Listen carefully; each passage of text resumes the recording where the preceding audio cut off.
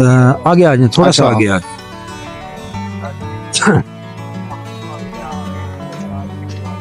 Okay ठीक हो गया, आप कल चले जाओगे।